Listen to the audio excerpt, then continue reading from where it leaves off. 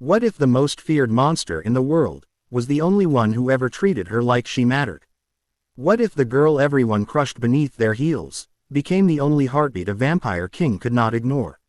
Stay till the end, because this story will shatter your heart, twist your mind, and leave you breathless with a miracle you'll never forget. And if you love emotional, dramatic stories like this, make sure to subscribe to this channel for more unforgettable tales of love, power, and destiny. Everyone in the broken, frost-bitten village of Eldrith knew Leora as the girl who should never have been born. The daughter of a nameless mother who died in the gutters and a father no one claimed. The girl whose clothes were always torn, whose hands were always bruised, whose eyes carried a quiet storm that no one cared to understand. And every day she walked the muddy paths with her head lowered as whispers followed her like ghosts. Cruel laughter echoing when boys shoved her into walls or when women spat near her feet as if she were a curse made flesh. Yet Leora endured because somewhere deep within her fragile chest lived a stubborn spark that refused to die. Until the night everything changed, the night she crossed into the forbidden forest beyond the black iron gates, the place where no human dared to step, the place where shadows breathed and silence screamed, the place ruled by the immortal terror whispered in nightmares. The Vampire King, a creature said to drink not just blood but souls, a being who had lived for centuries, untouched by mercy, untouched by love, a ruler feared even by darkness itself. And yet Leora, driven by hunger and desperation, crossed that line because she had nothing left to lose, her stomach empty for days, her body trembling as she searched for berries or anything to survive, until she stumbled into a clearing lit by a pale, haunting glow where time itself seemed to hold its breath.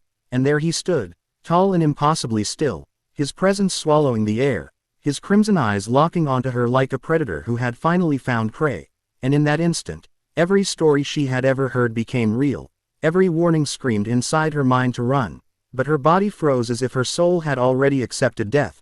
And when he moved, it was not with haste but with an eerie, deliberate grace, his cloak whispering against the ground as he approached, his gaze piercing through her ragged form as if reading every pain she had ever endured. And Leora flinched violently when his hand rose, expecting claws, expecting violence, expecting the end. But instead, something unimaginable happened.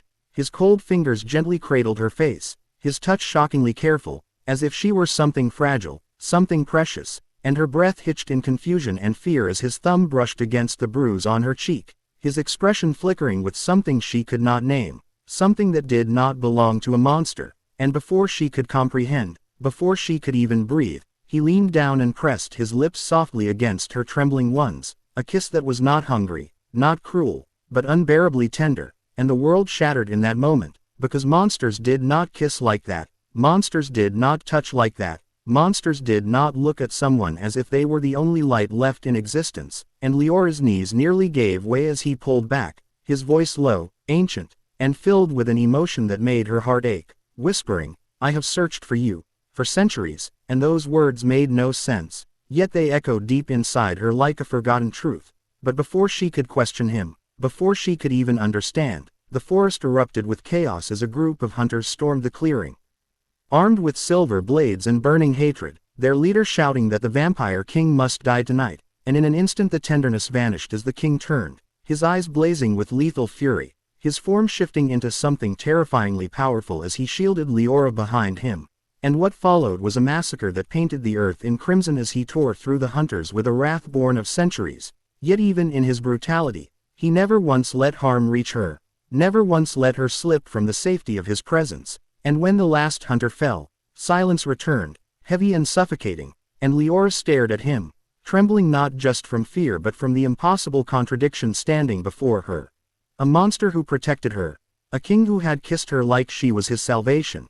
And as he turned back to her, his expression softened again, the storm within him quieting as if she alone had that power. He spoke of a past she could not remember, of a life long ago when she had been someone else, someone who had loved him when he was not yet cursed, someone who had died in his arms as he was transformed into the very creature he now despised. And Leora felt something break inside her as fragments of memories flickered like distant dreams, flashes of laughter, of warmth, of a love so deep it transcended death itself. And tears slipped down her cheeks as she whispered that it was impossible, that she was no one, just a poor, broken girl.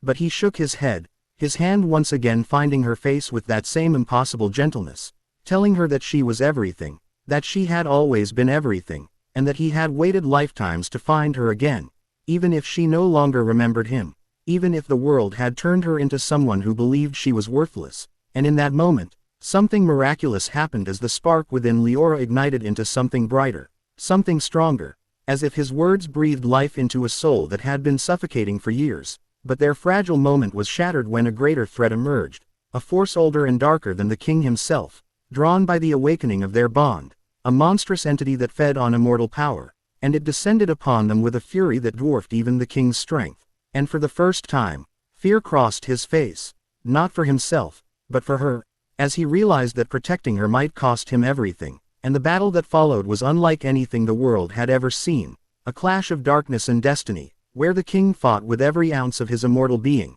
yet the creature grew stronger, feeding on his power, until he fell to his knees, weakened, his body beginning to crumble into ash, and Leora screamed as she saw him fading, the one being who had ever looked at her with love, the one being who had given her a reason to believe she mattered. And in that moment of despair, something within her awakened fully, the forgotten soul, the love that had transcended lifetimes, and she stepped forward, no longer the broken girl from the village but something more, something ancient and radiant. And as the creature lunged, she reached out, her touch igniting with a light that pierced the darkness, a power born not of fear but of love, of sacrifice, of a bond that death itself could not sever. And the creature screamed as it was consumed by that light, dissolving into nothingness as the forest trembled and the night itself seemed to bow. And when the silence returned, Leora collapsed beside the king, who lay motionless, his form fragile as dust, and with trembling hands, she cradled his face the way he had once cradled hers, tears falling as she whispered that she remembered now,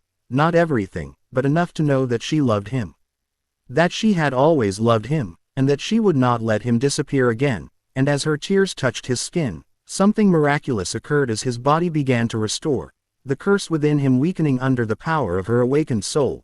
And slowly, impossibly, his eyes opened once more, no longer burning with the same darkness but softened, changed, as if her love had broken the chains that bound him for centuries. And he looked at her not as a king, not as a monster, but as a man who had finally found peace. And when he pulled her into his arms, it was not with desperation but with a quiet, overwhelming relief, as if the endless night had finally seen dawn, and far beyond the forest, the village that had once rejected her would soon learn the truth, that the girl they had cast aside was the one who changed the fate of a king, the one who turned a monster into something human again. And as Leora rested against him, her heart steady for the first time in her